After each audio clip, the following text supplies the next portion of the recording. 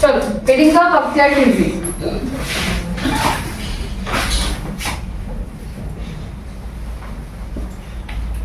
আমরা শুধু exam point of view থেকে ততটুকুই পড়বো, 3 পয়েন্টস গুলোকে জানবো যেগুলো এক্সামে কোয়েশ্চেন আছে এনার সম্পর্কে, ঠিক আছে? তো ফার্স্ট অফ অল ইনি কে ছিলেন? খলজি বংশের প্রতিষ্ঠাতা। Thank you. খলজি বংশের প্রতিষ্ঠাতা নয়, বখতিয়ার খিলজি ওটা আলাদা, ওটা দেব ডাইনেস্টির পরে আসবে খলজি বংশ, এটা আলাদা, ঠিক আছে? বখতিয়ার খিলজি কিন্তু খলজি বংশের প্রতিষ্ঠাতা নয়। বখতিয়ার খিলজি কে ছিল? ইনি ছিলেন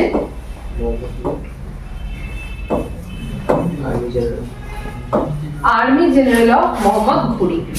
তো এনার আন্ডারে ফার্স্ট পয়েন্ট লেখো, he was the army general of Mohammad Ghori. এনার পরিচয়,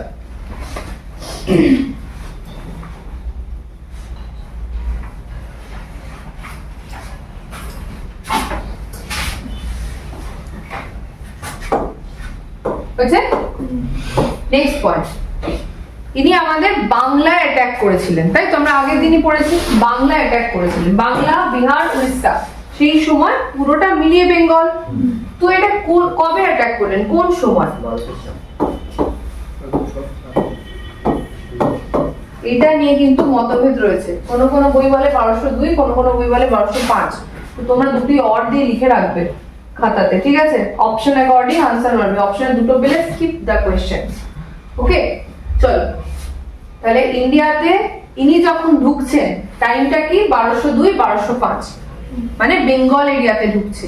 আচ্ছা, যখন বাংলায় ইনি ঢুকলেন, বাংলাতেও তো রাজত্ব চলছে, বাংলার রাজা সেই সময় কি? ইয়েস,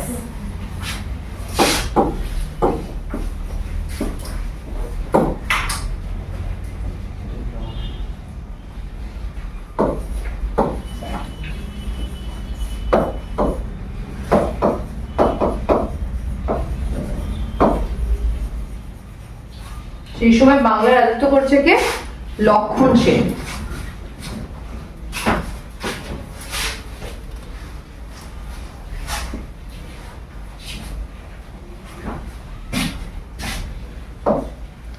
এই বখতিয়ার খিলজিকে বাংলাতে ধ্বংসকারী হিসেবে বলা হয়। কেন ধ্বংসকারী বলা হয়? কি ধ্বংস করেছিলেন ইনি? কি ধ্বংস করেছিলেন? হ্যাঁ, মোবাইল। কি বলছেন? ওয়েলথ তো ধ্বংস করেছিলেন। কি ওয়েলথ? মূর্তি ধ্বংস করেছিলেন না,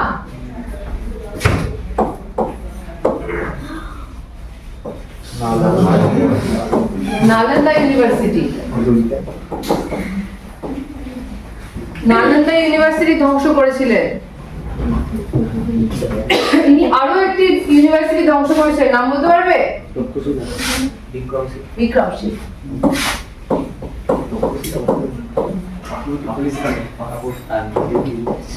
বিক্রমশীলা ইউনিভার্সিটি। তাহলে এই বখতিয়ার খিলজি দুটো ইউনিভার্সিটি ধ্বংস করলো, পুরো নষ্ট করে দিল, ঠিক আছে? কি কি ইউনিভার্সিটি? একটা হচ্ছে নালন্দা ইউনিভার্সিটি আর একটা হচ্ছে Vikramshila university. He destroyed Nalanda University and Vikramshila University. Next point লিখে নাও।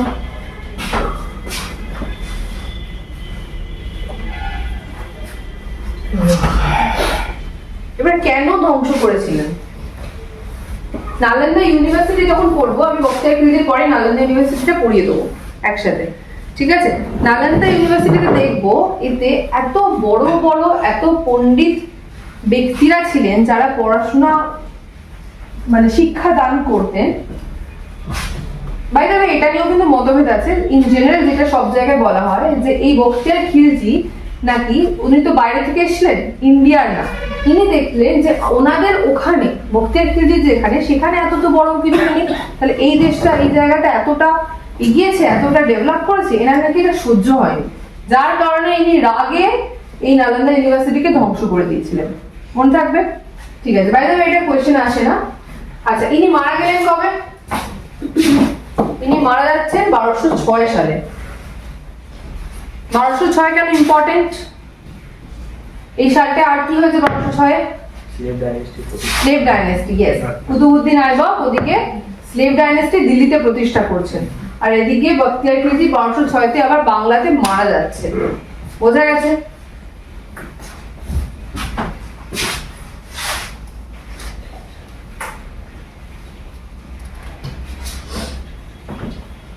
বলা হয় বখতিয়ার খিলজি যখন প্রবেশ করছিলেন, লক্ষণ সেন নাকি সেই সময় ভোজন করতে বসেছিলেন, খাচ্ছিলেন নিজের প্রাসাদে, এবং যখন ওনার মানে সহচর এসে বলেন যে এরকম একজন মানে ঘোড়া নিয়ে এসে নাকি অ্যাটাক করে দিয়েছেন, উনি খাবার টাবার ছেড়ে ভাতের থালা ছেড়ে পালিয়ে গিয়েছিলেন লক্ষণ সেন।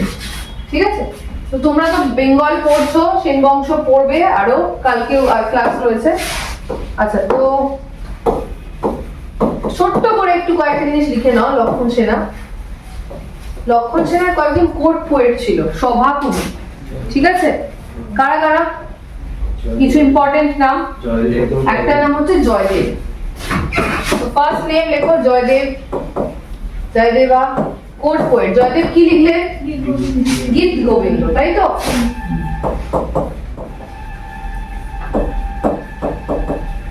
জয়দেব লিখলেন গীত গোবিন্দ। আর ধৈ কি লিখলেন?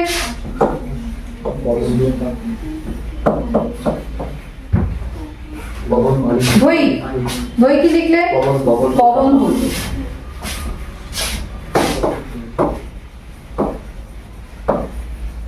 আরো একজন আছেন,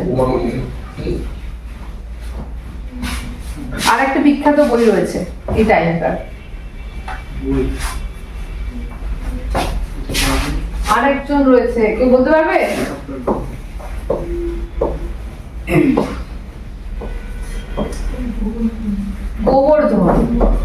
গোবর্ধন কি লিখেছিল?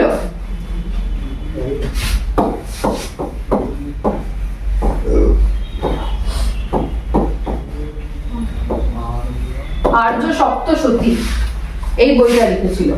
তাহলে লক্ষণ সেনের সময় তিনজন বিখ্যাত কবি কারা কারা ছিলেন? জয়দেব, ধৈ, গোবর্ধন। জয়দেব লিখলো গীত গোবিন্দ, এটা সব থেকে বেশি প্রশ্ন আসে এই কোয়েশ্চেনটা, খুব আসে।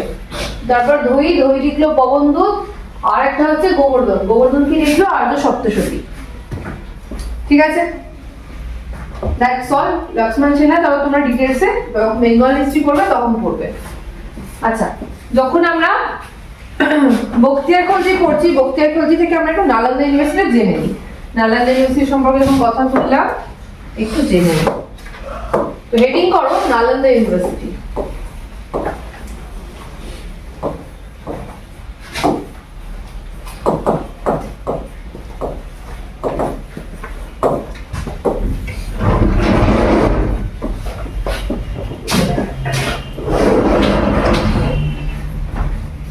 নালন্দা ইউনিভার্সিটি যখন তৈরি হচ্ছে, এটা কোথায়, কোন পিরিয়ডে তৈরি হচ্ছে? গুপ্ত পিরিয়ডে তৈরি হচ্ছে। আচ্ছা বলো তো, আচ্ছা ফার্স্ট পয়েন্ট হচ্ছে গুপ্ত পিরিয়ডে এস্টাবলিশ হচ্ছে, তাই তো? গুপ্তা পিরিয়ড। সেই সময় কোন রাজা ছিলেন সিংহাসনে? কুমারগুপ্তা ওয়ান। ঠিক আছে? সেই সময় রুলিং কিং কে ছিল?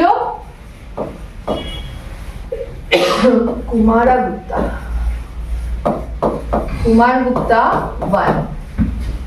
তাহলে লেখো first point, established in Gupta period in the time of Kumargupta I.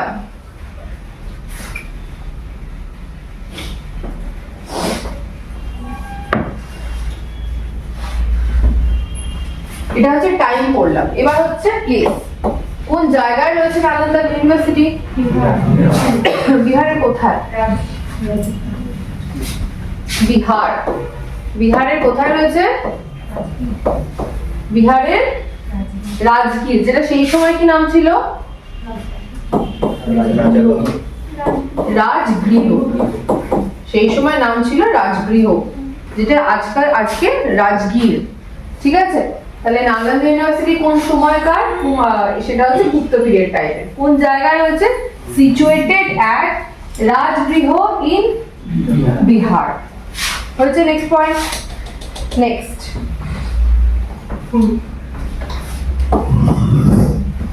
এখানে যে স্টুডেন্টসরা ভর্তি হতো সেখানে স্টুডেন্টসরা এখানে কিভাবে ভর্তি হতো? পরীক্ষা দিয়ে। ঠিক তোমরা যেমন আরামবাগ পাঠশালায় ঢোকার আগে কি করেছো? একটা এন্ট্রান্স এক্সাম দিয়েছো। এখানেও সেম ছিল, একটা এন্ট্রান্স এক্সাম নেওয়া হতো আগে। যারা ক্লিয়ার করতো তারাই কিন্তু নালন্দা ইউনিভার্সিটিতে পড়াশোনা করার সুযোগ পেত। তাহলে এখানে কি ছিল? এন্ট্রান্স এক্সাম দিতে হতো। তো পয়েন্টটা লিখে নাও।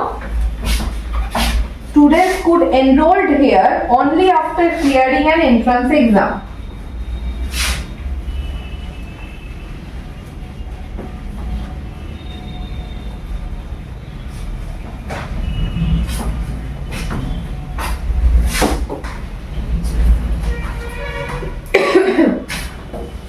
Done?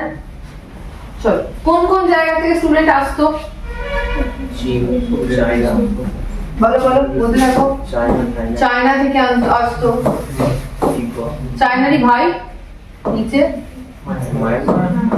মঙ্গোলিয়া থেকে আসতো। আর চায়না, মঙ্গোলিয়া, সেন্ট্রাল এশিয়া থেকে আসতো। ঠিক আছে। আর আসতো Sri Lanka, Japan, Korea. Sri Lanka, Japan, Korea. আমি এক কথায় লিখে দিলাম এদিকে সেন্ট্রাল এশিয়া থেকে আসতো। তাহলে কোন কোন জায়গা থেকে স্টুডেন্টস পড়তে আসতো?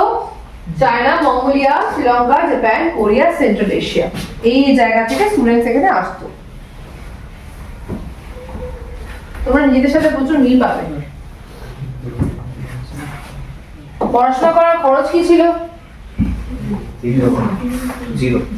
Zero. No cost of education.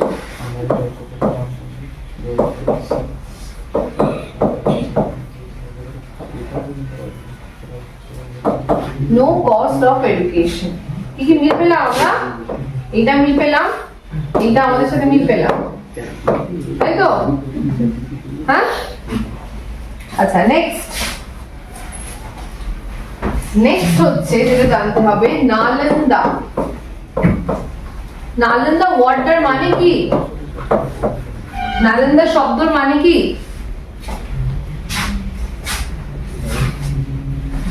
Nalanda মানে হচ্ছে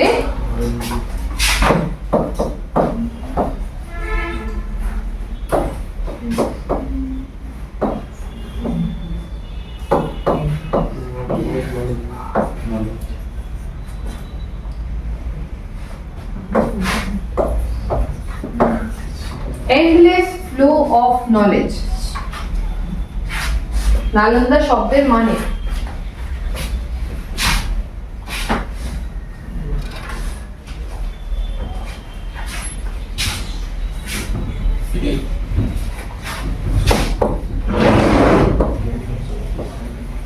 এখানকার বিখ্যাত কয়েকজন শিক্ষাগুরু ছিলেন, খুবই বিখ্যাত।